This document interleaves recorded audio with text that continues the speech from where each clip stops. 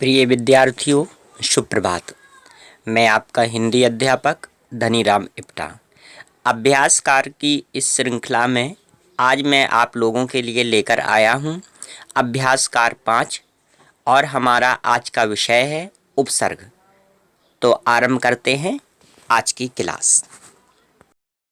तो आज आपका सबसे पहला जो प्रश्न है आपकी स्क्रीन पर है, आप देख पा रहे हैं कि उपसर्ग कहलाते हैं वे शब्द जो शब्द के अंत में लगते हों, वे शब्द जो शब्द के आरंभ में लगकर उनका अर्थ परिवर्तन नहीं होने देते, वे शब्द जो शब्दों के मध्य में लगते हों, वे शब्दांश जो शब्दों से पहले लगकर उनके अर्थ में परिवर्तन या विशेषता उत्पन्न कर देते हैं। तो आपका आंसर भी बिल्कुल सही होगा। अगर आपने आंसर इसका घ चुना है तो इसका सही ऑप्शन घ ही है, क्योंकि वे शब्दांश जो शब्दों से पहले लगकर उनके अर्थ में परिवर्तन या विशेषता उत्पन्न कर देते हैं उन्हीं को हम उपसर्ग कहते हैं। अब आपका दूसरा प्रश्न है, उपसर्गों को कितने वर्गों में बांटा जा सकता है?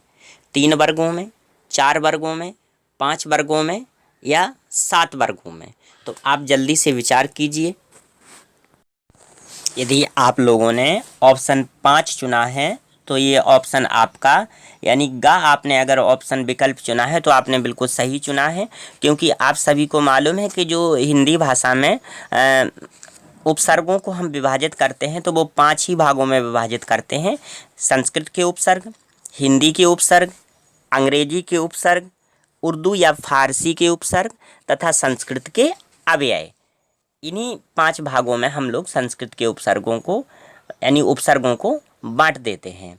चलिए अब अगला प्रश्न है, निम्न शब्दों में से किस शब्द में उपसर्ग नहीं है?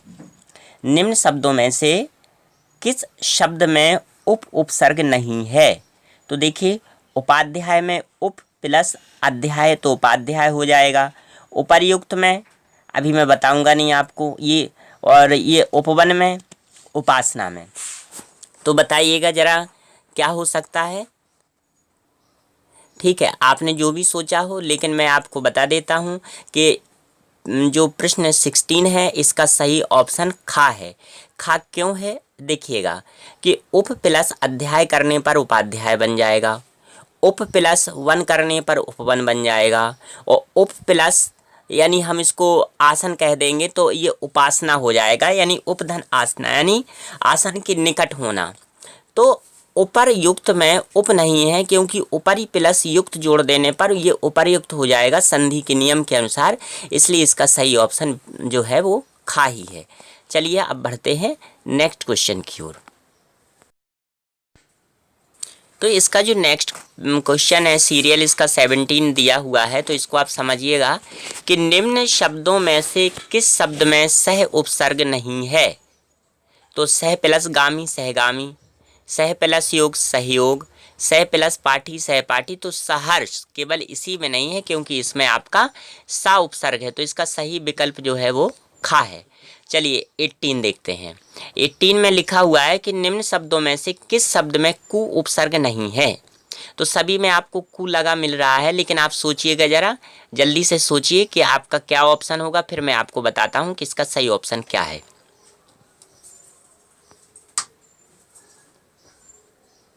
ओके, आपने सोच लिया है, और अगर आपने इसका पहला ऑप्शन यानी का चुना है तो आप बिल्कुल सही है। क्यों? क्योंकि देखिए कूधन कर्म, कु और कर्म दो को मिलाया तो ये कुकर्म हो गया। कूधन संग, कु और संग दोनों को मिला दिया तो कुसंग हो गया। कूधन माता, तो ये दोनों को मिला करके ही ये, लेकिन ये कुटिल क्या है? ये अपने आप में ही पूरा शब्द है, और आप जानते हैं कि उपसर्ग हो या प्रत्यय हो, दो शब्दों से मिलकर के यानी दो मिलाना है। अगर बाद में मिलाते हैं तो प्रत्यय हो जाता है, और पहले मिलाते हैं तो उपसर्ग हो जाता है, लेकिन दो को मिलाना है, एक शब्दांश को और एक शब्द को, तभी वो उपसर्ग बनेगा। लेकिन जो वास्तव में अपने आप में ही पूर्ण है उनको हम उपसर्ग की श्रेणी में नहीं गिनेंगे। तो कुटिल अपने आप में पूरा शब्द है, इसलिए कुटिल ही इसका ऑप्शन सही है। तो आपका सही ऑप्शन का है। 19 में देखते हैं, निम्न शब्दों में से किस शब्द में आ उपसर्ग लगा है? अब आपको सभी में आ नजर आ रहे हैं, लेकिन आप सोचिएगा कि किस में सही हो सकता है। तो सोचिए आपने क्या सोचा होगा। देखिए अपराध है, अप प्लस राध अपराध हो गया। हाँ, अवगुण है तो अव और गुण दो मिलकर के अवगुण हो गया। अजर है और अनंत है तो अन प्लस अंत अंते हो गया तो अनंते हो गया। और अजर है तो अजर ही इसका सही ऑप्शन है, क्योंकि आ प्लस जर तो अजर, तो इन दोनों को मिला करके ये अजर हो गया। तो सही जो ऑप्शन है आपका वो गा है। चलिए 20 जो प्रश्न है आपका 20 नंबर का, इसमें लिखा अनपढ़ शब्द में कौन सा उपसर्ग प्रयुक्त हुआ है। यानी अनपढ़ जो शब्द है इसमें कौन सा उपसर्ग लगा है, अन लगा है, अनप लगा है, र लगा है या पढ़ लगा है।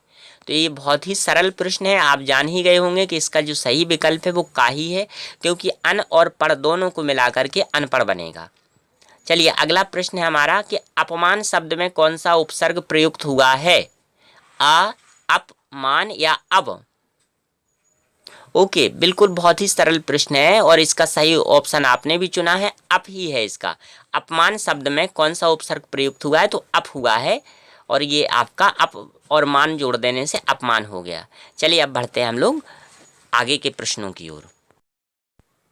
लीजिए तो आ चुका है आपके सामने अगला प्रश्न। तो अगला प्रश्न है आपका अनु शब्दांश का क्या अर्थ है। अनु, अनु का क्या अर्थ होता है। देखिए आगे होता है, ऊपर होता है, नीचे होता है या पीछे या बाद में होता है।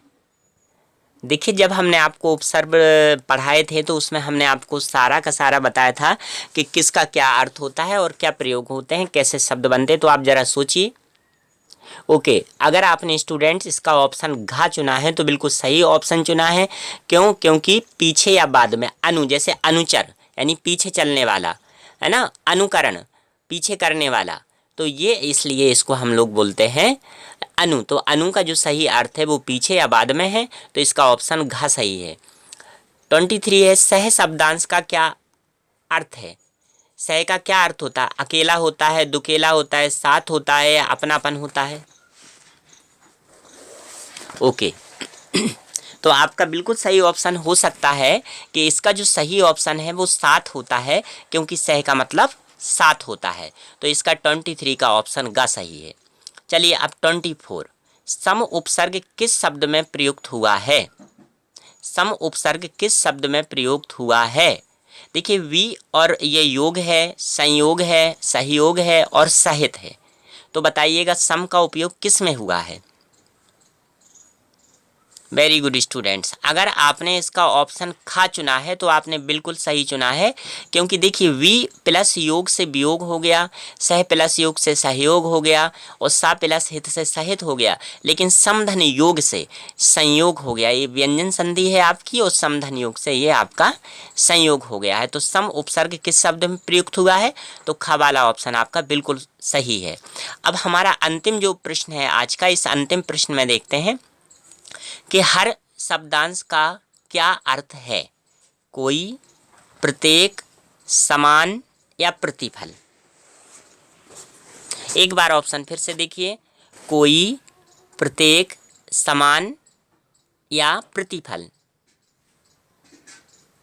ओके डियर स्टूडेंट्स, अगर आपने इसका ऑप्शन खा चुना है तो आप बिल्कुल सही हैं, क्योंकि देखिए जो आपका ये कोई है तो कोई तो इसका अर्थ होता ही नहीं है, प्रत्येक भी नहीं होता है, प्रत्येक ही होगा, सॉरी प्रत्येक ही होगा, क्योंकि हम लोग बोल देते हैं ना हर एक इंसान, हर एक इंसान यानी प्रत्येक इंसान, हर एक काम यानी प्रत्येक काम।